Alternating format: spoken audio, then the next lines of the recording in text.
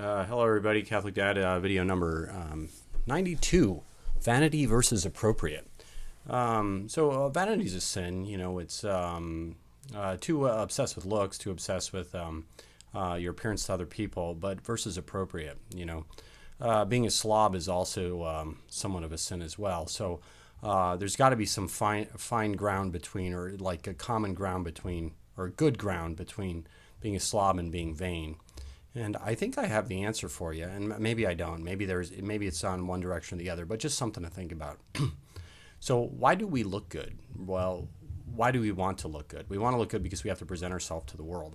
And to present ourselves to the world, we have to go out, we have to actually form relationships with people, we have to actually go and find a job and to present ourselves to people and make first impressions, shake people's hands, look them in the eye. And when you make yourself presentable, the opportunity in the world just opens up to you. If you're kind of scabby looking, you're kind of stinky, your hair's all sloppy and you're disheveled, and you have like torn and tattered clothes on, the world won't open up to you nearly as much. And so really you kind of want to balance between being too vain and being sloppy. But here's the deal. If you go out into the world,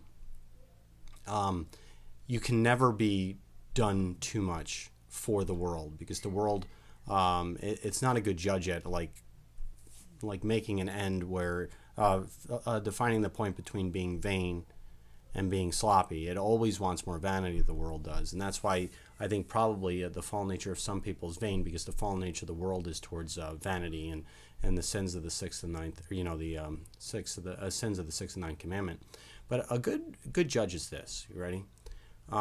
Somebody who has an appropriate amount of, not vanity, but like wanting to appeal to people, they should be presentable to their spouse. That's what they should be. Like, they should make themselves so their spouse isn't like horrified by them, but not over the top where the whole world is attracted to them, or they're trying to be attractive to the rest of the world.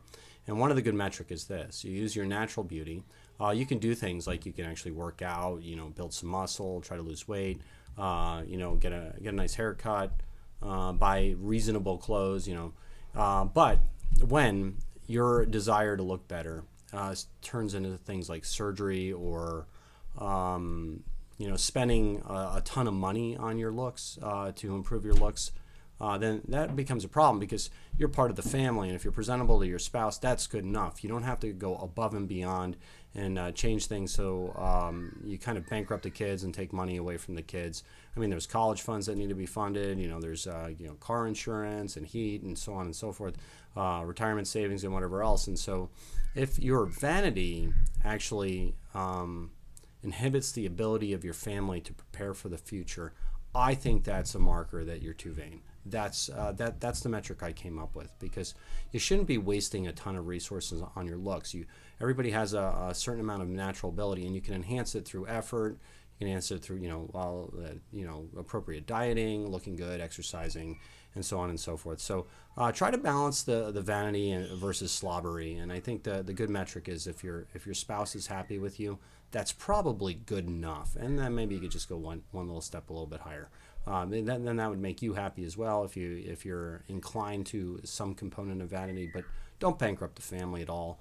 Honestly, your looks are for the happiness in your family and for your marriage and your children, and so you use those to please everybody in the household. You don't use them to please the rest of the world. And so this is Catholic Dad. God bless you. Please pray the daily rosary, get to Mass, and get to confession. And don't be vain, people. Don't be vain.